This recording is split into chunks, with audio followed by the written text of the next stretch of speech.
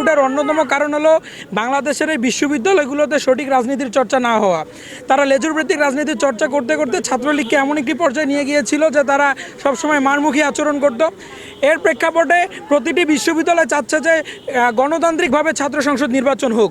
আমরা দেখতে পাই যে রংপুরের যে বেগম রোকেয়া বিশ্ববিদ্যালয়, তাদের যে আইন, তাদের বেগম রোকেয়া বিশ্ববিদ্যালয়ের আইনে ছাত্র সংসদ নির্বাচন করার এখতিয়ার নাই, কিন্তু দেশের যে বলবৎ আইন আছে খুব ছোট্ট একটি সমাধানের মাধ্যমে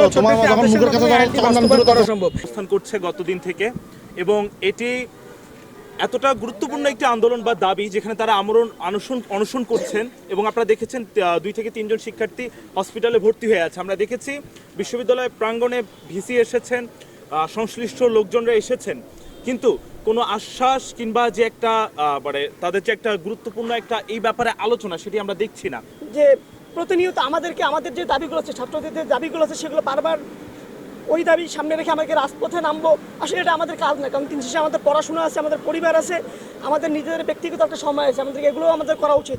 আমরা বারবার দেখা যাচ্ছে রাজপথে নেমে আমাদের দাবি আদায় করছি, এই জিনিসগুলো দেখতেও ভালো লাগে না। বা আমরা একজন ছাত্র হিসেবে বা রাষ্ট্রের একজন নাগরিক হিসেবে আমার যে যতটুকু রাষ্ট্রের কাছে পাওয়া উচিত সেটা কিন্তু আমি পাচ্ছি না। সে দেখতে আমি মনে করি রাষ্ট্রের উচিত আমাদের যে ন্যায্যতা আছে বা আমাদের যে যতটুকু মৌলিক অধিকার আছে, সেই অধিকারটুকু আমাদেরকে দিবে, এবং এটা আমরা নিয়ে বেঁচে থাকবো এবং রাষ্ট্রের জন্য আমরা কাজ করবো।